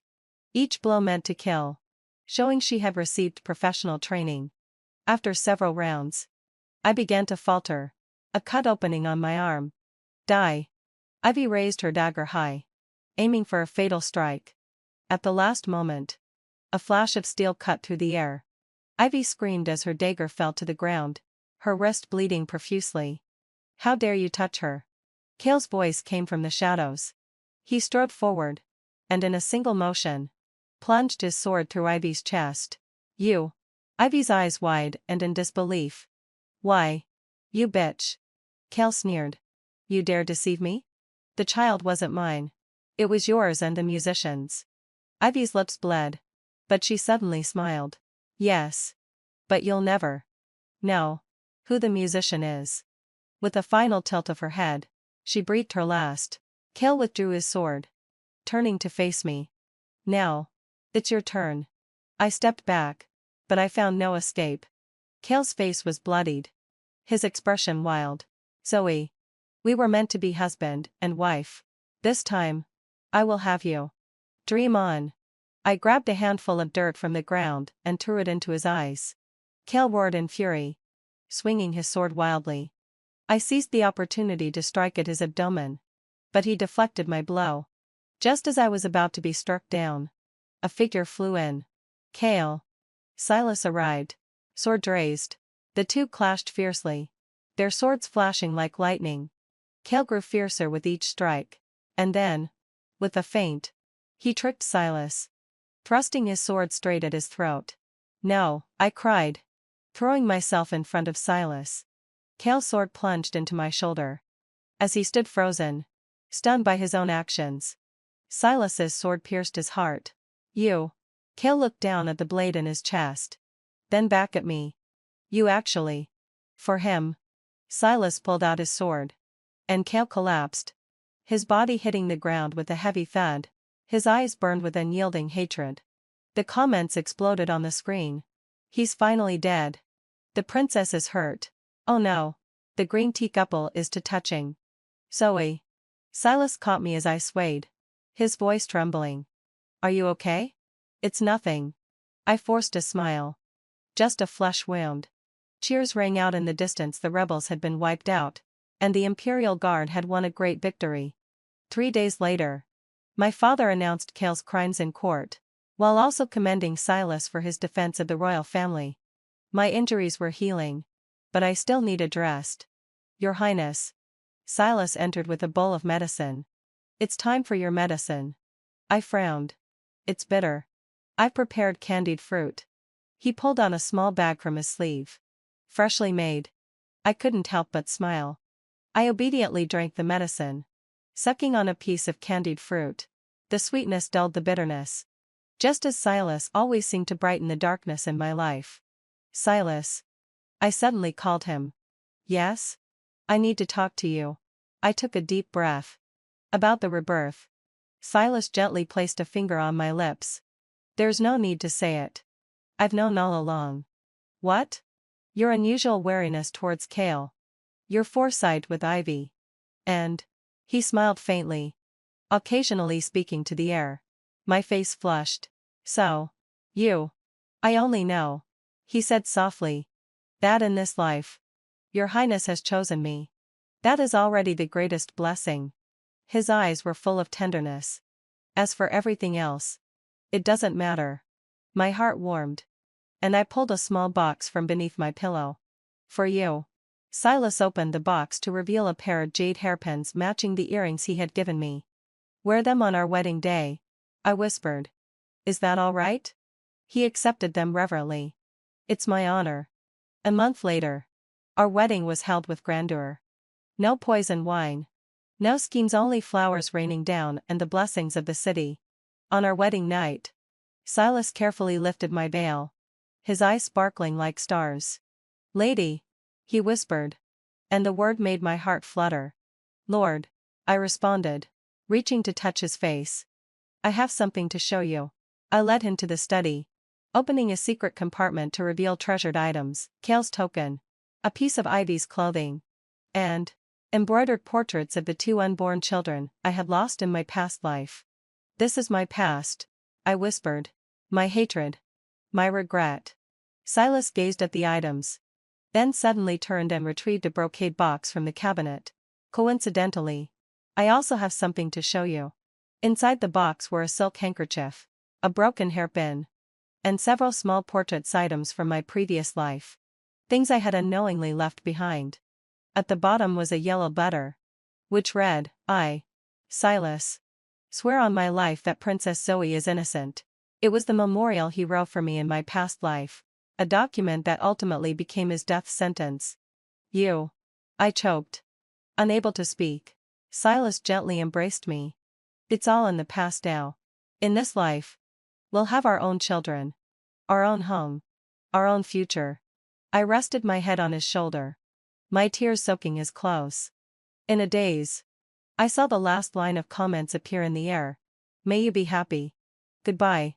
May you grow old together. The comments faded. As though their mission had been fulfilled. I knew that from now on. We no longer needed guidance, just each other. Outside the window. The bright moon hung high. Casting its gentle light across the land. End of story. Aton's savior had arrived. On the day of our wedding. He had to personally take the person to the hospital. When he came back. He said. Ivy, give Lily your acceptance letter. I'll marry you. She's kind-hearted. She's more suited to be a doctor than you. I chose to leave. He said. Don't mind her. She's just acting childish. A little coaxing will be fine. When Lily and I fell into the water at the same time. He didn't hesitate to abandon me. What he didn't know was. That person was right there at the wedding. Waiting for me to nod. I fan. It ends here. When I opened my eyes again. I was back in 1983.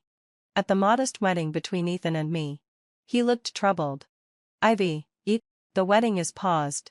I need to take Lily to the hospital first. With red eyes. I choked. Why does it have to be you? Isn't there anyone else around her? He stared at me in disbelief. Ivy. Lily broke her bone trying to save me. She's now burning with a fever. Asking for my help.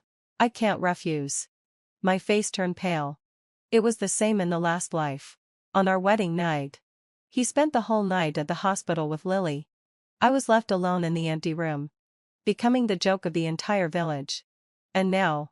Here we are again. What am I expecting? Seeing that I didn't stop him. His expression visibly relaxed. Today's not a good day. Let's make it up in a few days. Okay? But today. This was the day my grandmother had carefully chosen before her death. How could he forget? I closed my eyes in resignation. Go ahead. I'll wait for you here. This is the day my grandmother selected herself. She said she would come to witness my happiness today. A flicker of confusion passed across his face as he stared at me. Nodding absentmindedly. I emphasized again. I'll wait for you. As he left, he instinctively looked back at me with a hint of unease. Pressing his lips together. Ethan and I were childhood sweethearts. Growing up together. At 5. He held my hand and said to a group of adults, "I'm going to take my sister home." At 14.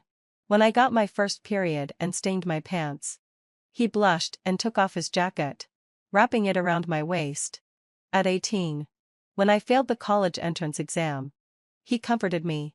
"We'll get married. I'll go to school with you." But all that changed when his lifesaver, Lily, appeared. From this day on, he would secretly intercept the staff bringing me my acceptance letter halfway and go to college with Lily. He would still marry me. He would let me stay home, taking care of the family. He would tell me, Ivy, my life is a mess without you." He would say, "I want for children to boys. 2 girls. As long as you give birth, I can support them all." I listened. In the previous life, I worked tirelessly until old age.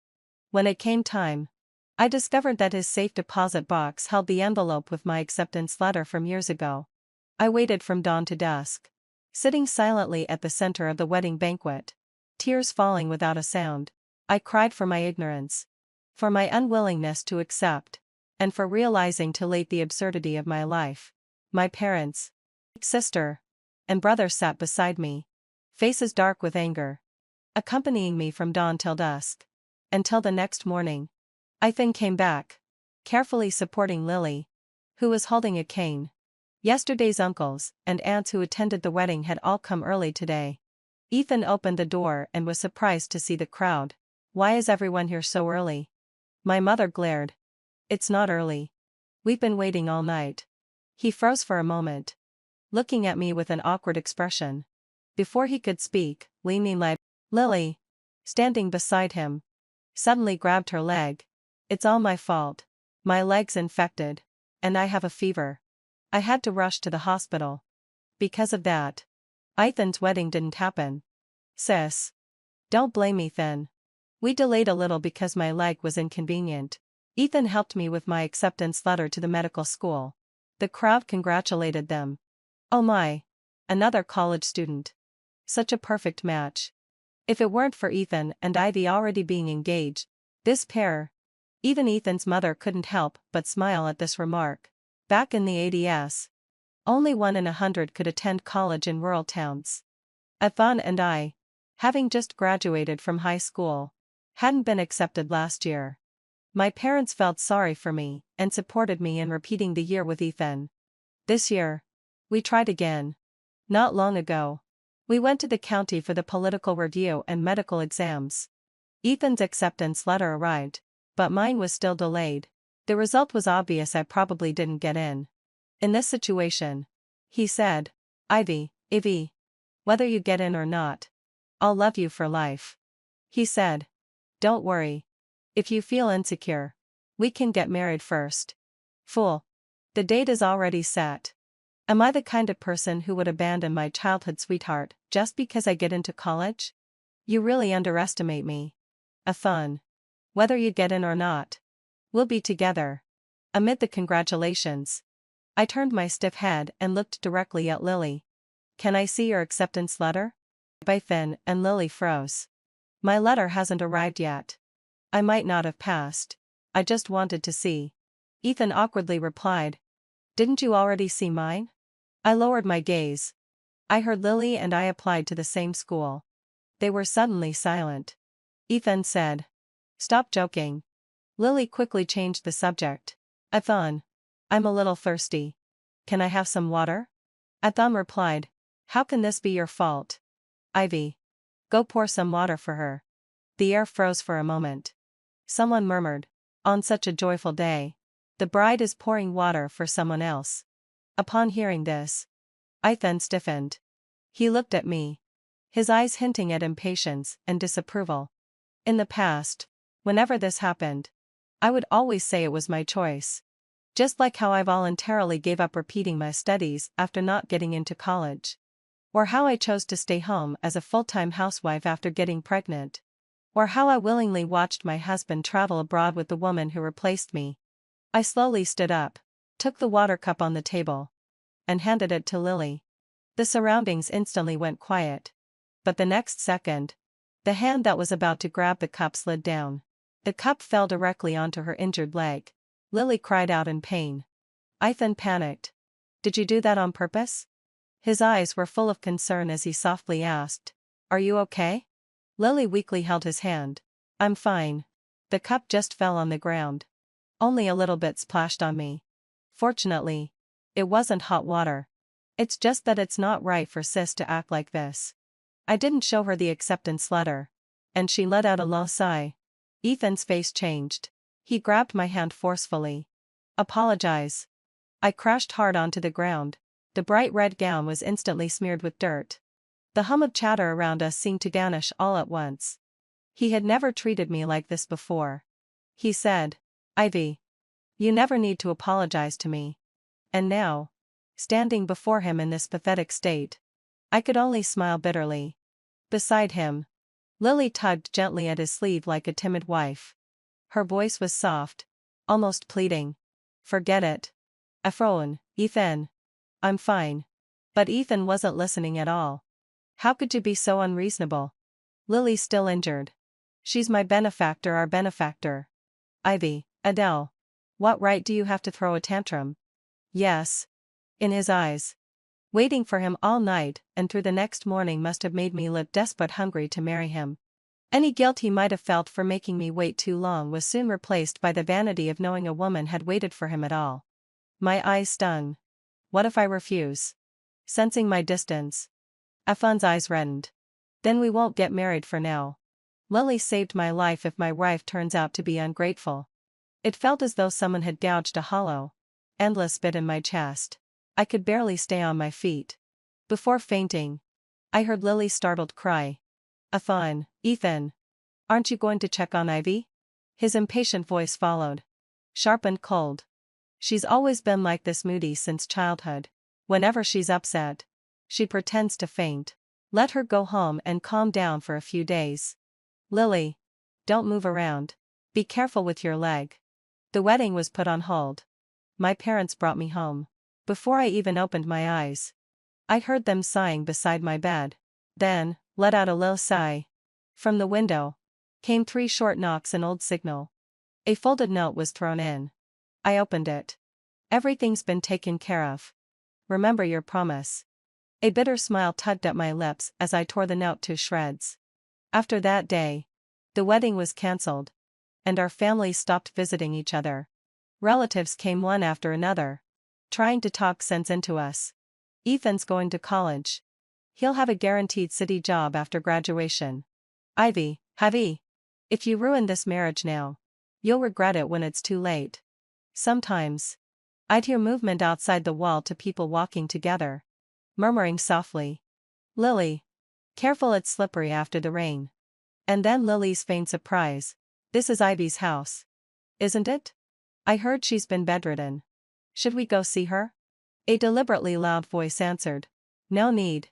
I set down my pen, folded the page I'd been writing, took my bamboo basket, and stepped outside. It had been raining for days. There must be plenty of fresh mushrooms in the hills behind the village. I had barely half filled the basket when Lily appeared, blocking my way. Her right leg was still bandaged thickly, yet she climbed the slope as if nothing were wrong. You've got the nerve to come out? If I were you, a band and on your wedding day, I'd have hung myself by now. I glanced at her leg. If I were you, stealing what isn't mine and still feeling proud about it, I wouldn't dare show my face. Lily sneered. Ivy. You really are your shameless grandmother's granddaughter, just as indecent as she was. Your grandfather chose my grandmother. Didn't he? So what if your grandmother's marriage was arranged? That's old news. Isn't it funny? History repeating itself. You and then any fool can see he and I are the perfect match. Yet you just won't let go. A mention of my grandmother made my blood boil. Shut up. She only looked more triumphant. Childhood sweethearts? So what? What's not yours will never be yours. Do you even deserve to fight me for him? Before she passed, my grandmother had clasped my hand and said softly, "My sweet girl, you'll go to college one day. You'll see the city. See the world I never could." She worried for me even as she left this world. I would never allow anyone to insult her. I raised my hand and slapped Lily across the face. She covered her cheek, tears spilling down immediately. And as expected, Ethan's voice came from behind me. "Ivy, what are you doing to Lily?" Lily's eyes gleamed. Her plan had worked. I let out a cold laugh. "You and your grandmother are the same, always taking what belongs to someone else." Her eyes went wide. "What did you say?" She grabbed my arm, demanding an answer. But in her panic, her pull threw me off balance and sent me tumbling into the river. The water wasn't deep, but the rain had made the current fierce. I lost my footing and plunged under. Instinctively, I caught her arm, dragging her down with me. Ethan came running. The current pulled me downstream, while Lily, in her panic, slammed into a rock midstream. Ethan looked from me to her. Just beyond me was a small waterfall.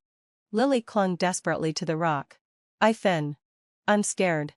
The water swallowed her chin, her nose, her eyes. Then she cried out again. "My leg, it hurts. It hurts so much." Her screams for help echoed as he turned decisively and swam toward Lily. I closed my eyes. The river seized me, dragging me over the fall. I hugged my knees, trying to stay afloat. But the current pinned me down. My body struck jagged stones beneath the surface.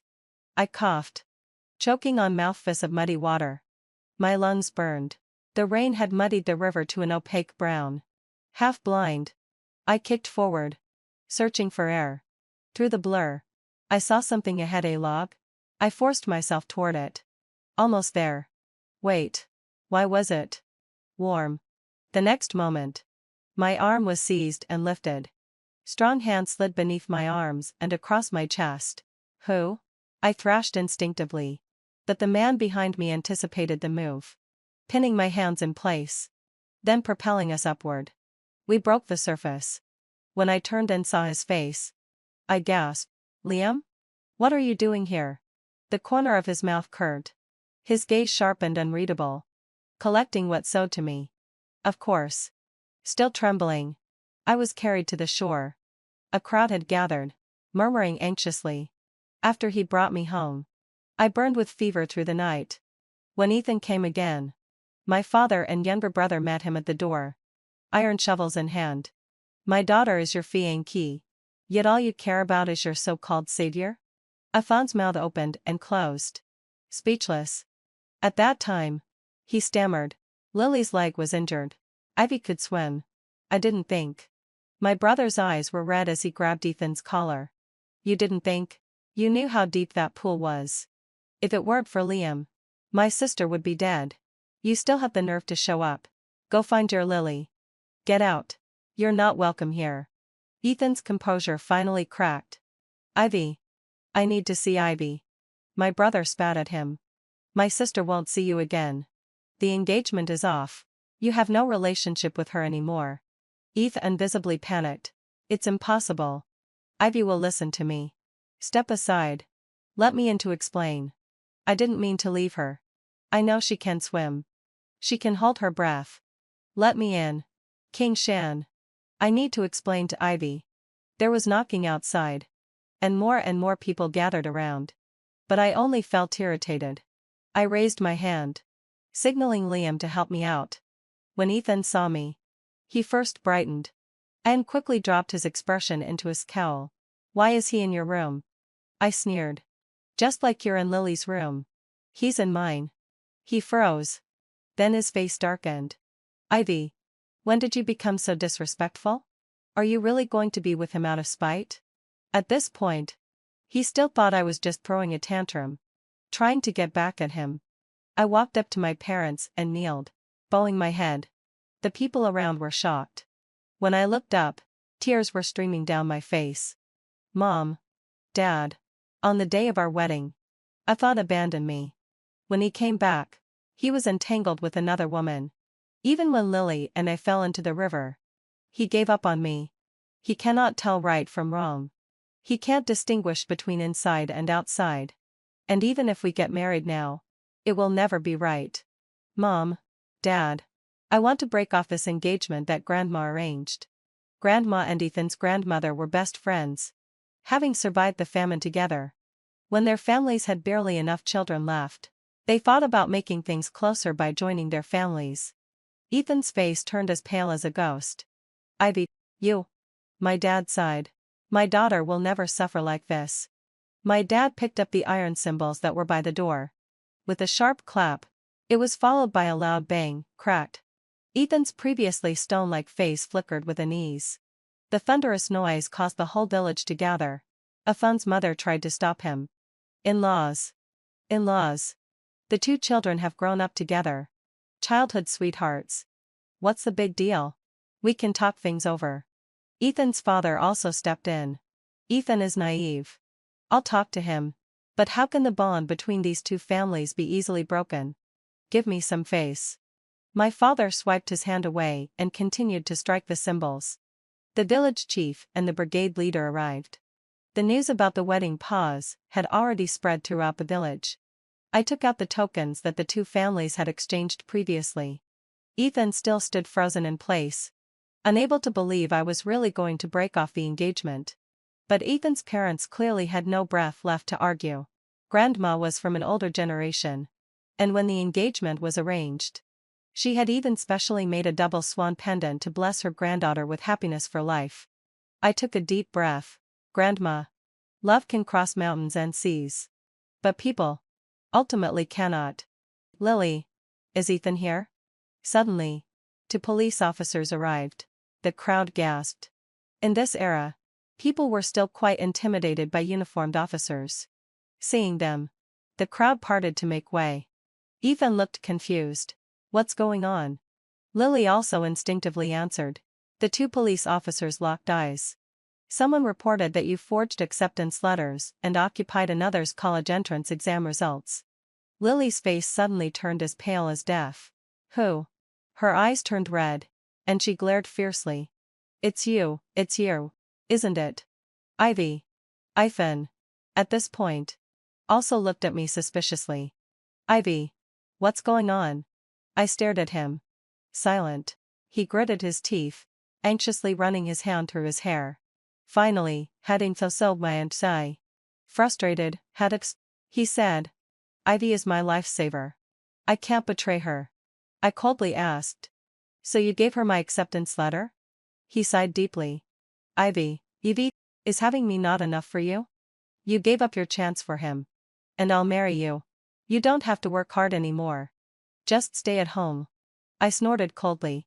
At home. As someone with no degree, who can only look at others' faces, only keep their palms open, waiting for others to show their favor? He grew anxious. How can you think like that? I didn't too. You did. In the previous life. At first, Ethan was careful with my feelings about not getting into college. But over time, he began to feel that I was too naive and unsophisticated at home, that we couldn't even have good conversations. The time we spent together became less and less. As his position rose, the wives of other men were all college classmates, head nurses, chief doctors, students of his, and daughters of leaders. He began to grow weary of the original wife who only had a high school education. I narrowed my eyes. Now you can give my acceptance letter to someone else. You still expect me to repay my savior, while you treat me like this. Is there any reason in the world for this? He fell silent. The police continued. And what about the robbery case on Yunshan Road 3 months ago? Was it planned by you? Ethan shouted. What? I sneered. 3 months ago, Ethan had been robbed on Yunshan Road. Lily had suddenly appeared, saving him like a hero and scaring away the robbers under the pretense of having already called the police. But she had also broken her leg in the process. The police continued. The criminals have confessed, and it was orchestrated by Lily. Ethan froze, sitting down on the ground, speechless. Lily. You? Lily shouted loudly. Ethan, it's not what you think. It was really me who saved you. Don't you remember? If I hadn't stepped out that day, You would have been stabbed to death by them. But now. Ethan clearly believed the two police officers more. His eyes were red, tears welling at the corners. As he looked at me. Ivy, he let out a little sigh. I was deceived. Ivy, I'm sorry. Seeing this. Lily grabbed the officer's hands and screamed. You think he really wanted to repay me? You're smarter than him. Your grades are better. And he's afraid you'll leave him once you get into a better school. Do you know? It was his idea to swap the acceptance letters? My face turned pale. In my previous life, after marriage, I wanted to continue taking the college entrance exam. My in-laws thought that since I was married, I should quickly have children. It was Ethan who held my hand and said, Ivy, we're still young. There's no rush to have children. He shouldered the pressure from my in-laws. But when I took the college entrance exam again, a car ran into me, and he got injured while protecting me. I took him to the hospital and returned, only to miss the entry time. When I prepared to take the exam again the next year, I fainted from exhaustion from working and studying. A test revealed that I was already 1 month pregnant. At this point, my in-laws refused to let me continue studying. I was frustrated. But I never doubted Ethan. When I learned the truth, I almost couldn't stand. It was a chaotic moment. Liam helped me back to my room. A warm breath brushed against my ear as his voice murmured close. So that's why you didn't act. Even though you knew they were after your admission letter? The fever made my whole body feel weightless, as if floating. Yet I still forced myself to focus and answer him. Of course. After all, attempted and accomplished are two very different things. A bitter thought twisted in my chest. 60 years of pain and suffering in my previous life could never vanish just because I was reborn. When I opened my eyes again in this life, forgiveness was never part of my plan. But I had learned it from the past. In my previous life, I tried to stop Ethan at the wedding. Yet everything still spiraled beyond my control. So this time, I decided to play along with his game. Ethan wanted to wield his so-called debt of gratitude to morally bind me? Then I would add my own weight to that scale. Everyone knew he left our wedding to find Lily. His fiancée and her family stayed up all night waiting. If he broke off the engagement now, how could he possibly justify himself? I hadn't intended to push things this far. I wasn't afraid for myself. But in this village, gossip could kill faster than any poison. If this second chance meant I could protect my family and set things right, I would. That day, after Ethan left the wedding, I saw Liam standing not far from the door. Liam. I hadn't spoken much with him before. He'd come to our village with his grandfather for re-education. People treated them politely but kept their distance. In my previous life, after his grandfather passed away, Liam left for the south to start a business. And I never saw him again. This time, if I still couldn't read the turmoil and desire in his eyes, then my rebirth would have been for nothing. That night, I sent him to the provincial capital to find my uncle at the Public Security Bureau.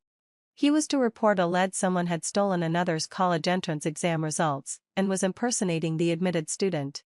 Since the national exam had only recently been reinstated, the authorities were determined to make an example out of any fraud.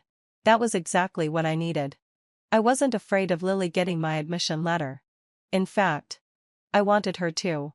Attempted theft and successful theft, those are two different crimes. Soon after, both Lily and Ethan were arrested.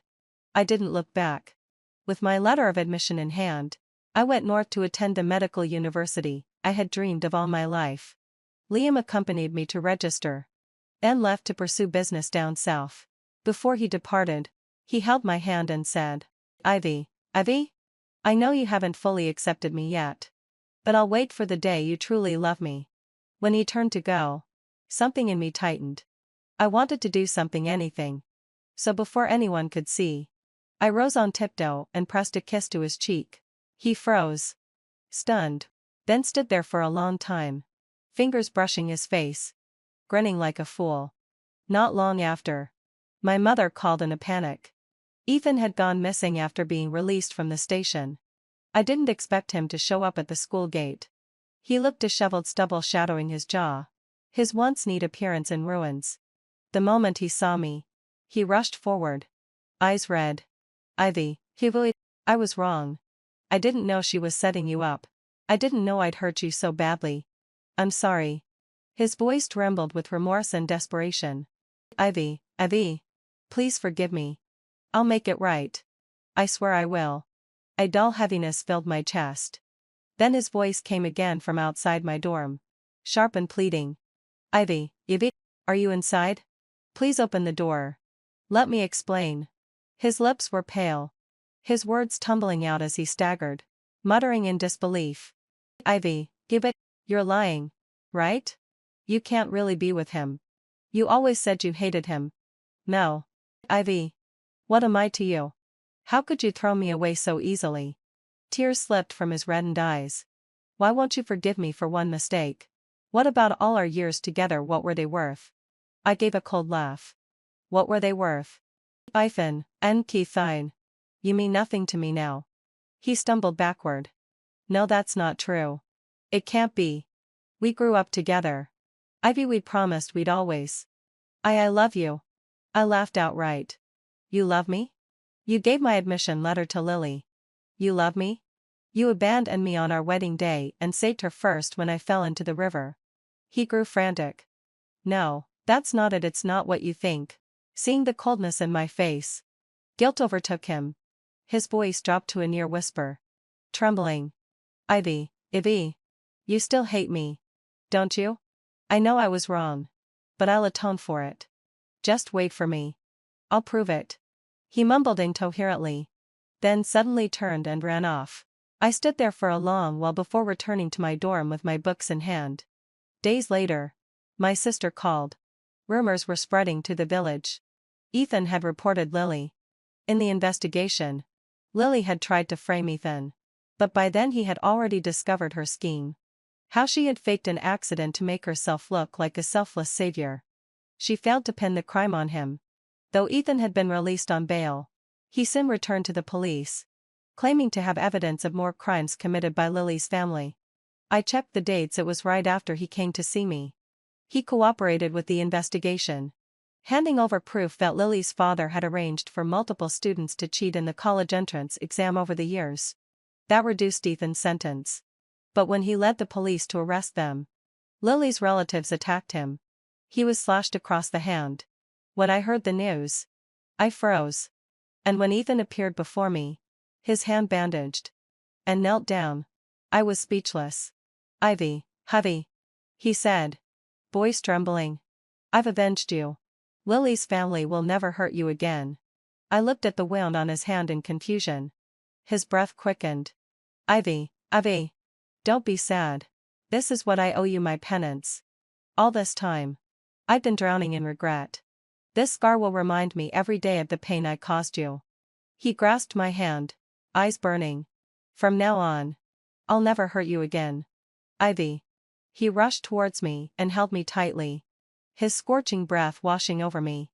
I pressed down on the wound he had already inflicted, the blood flowing uncontrollably. But he refused to let go. I shoved his hand away and angrily scolded. Ethan, are you crazy? He laughed out loud. After laughing, he fixed his gaze on me. Unwavering. Yeah. I'm crazy. I'm a fool. And I'm sorry. I'll let others hurt you. Ivy. Give me another chance. I took a deep breath. Afon. You're crazy. But I'm not. I'm with Liam now. You. He panicked. Don't mention him. I fell silent. He stood up, clearly flustered. Ivy, look at me. He grabbed my shoulders. His voice filled with desperation. Ivy. I don't care. I don't care. As long as you come back. I don't care about anything you've done with him. I stared at him. But he held my hand and said, as long as you come back, I don't care about what you've done with him. Before he could finish, a hand suddenly appeared from my waist and yanked me backwards. Liam threw a punch. Get lost. When I saw him, I sighed with relief and smiled. How did you get here? Liam grinned. I missed you. So I came. With that, his gaze locked onto Ethan. Some people just don't know their place. Liam held my hand and comforted me. I turned to Ethan with a serious expression. Afon, Ethan. Don't come looking for me again. Our relationship ended the moment you left me on our wedding day. It's already over. He stood frozen. His eyes filled with despair. The forged college entrance exam documents were only a small part of the story. Lily's family was just a small cog in the wheel. Tracking the trail led to the unraveling of a massive black market network. In the first round of investigations, nearly 20 students had been found to have their identities swapped. By the time the semester started, a classmate from our major still showed up with their acceptance letter. He handed me some local specialties. His face flushed. Because of you, I found out I also got into university. I looked at his face, feeling a strange sense of familiarity. It wasn't until I walked into the library with the book in my arms that I realized. He was the protagonist of the famous college entrance exam replacement case from decades ago in my previous life. He didn't get into university, and due to family financial pressures, he had been working odd jobs. After struggling, he finally found a decent job, only to be fired for having too many children. When the case was solved, everyone found out that he had worked as a janitor in a hospital for over 20 years. His back hunched, his skin darkened, and his face covered in wrinkles. Meanwhile, the person who took his place at university had leveraged the advantages of the times and stayed at school to become a teacher. By the time the truth came to light, he was already 60 years old. How ironic. But this is where it ends. Looking back, the young man was still rushing towards the library, a big smile on his face when he saw me. So nice. It had only just begun. In this life, he would also become an outstanding doctor. My goals weren't lofty, and I never intended to make a big move with my rebirth. After 60 years of family life in my previous life, my character had already been set. I couldn't do the business of greeting and sending, the complicated social life. Rather than using my rebirth as an excuse to do something big, I wanted to fulfill my own wish and become a doctor. I conquered all difficulties in university and completed my major. After graduation, while many of my classmates accepted their assignments, I wanted to continue my studies. I applied for graduate school and eventually stayed in a top hospital as a doctor. Liam and I got married after graduating from university. After he moved south, his business grew bigger and bigger. During my second year of college, his clothing business started to take off. He invested all the money he earned and brought a few truckloads of goods from the south to sell. The innovative styles and low prices sold out instantly. Taking advantage of the momentum, he acquired a textile factory that couldn't pay wages and began producing clothes. Later, he smelled another business opportunity, hired several designers, and started his own brand. This was the beginning of his entrepreneurial journey. He sent me packages from the south every few days: food, clothes, everything. Even the dormitory aunt knew I had a clingy boyfriend. The night before the wedding, I received a package. Inside were wooden toys and some decorations, some of which seemed familiar. There was a letter. It was from Ethan. Since the last time I left, I've been thinking, if the replacement had never happened, what would your life have been like? If you had fallen into the water and Liam didn't save you in time, would you have just disappeared forever? Thinking about that, I was terrified. Ivy. I was wrong. I was ridiculously wrong. I have no face to see you again. I took out one of the intricately carved wooden bracelets. A memory from when I was 13 suddenly surfaced in my mind. Ethan must have heard somewhere that a bride should be given accessories. He went up the mountain to chop wood, and when he came down, he had hurt himself. His mother scolded him, but he didn't say why he secretly went up. 2 months later, he shyly shoved the bracelet into my hand. Just then, Liam appeared, his face dark with anger, startling me. How is it? Are you still thinking about your ex? I shook my head and smiled faintly. Not really. I'm just reflecting on how quickly time passes. Some people, as they walk along, end up on completely different paths. His heart softened. I'll always be with you. We'll be together. I set the wooden bracelet down, closed the package, and whispered, Okay.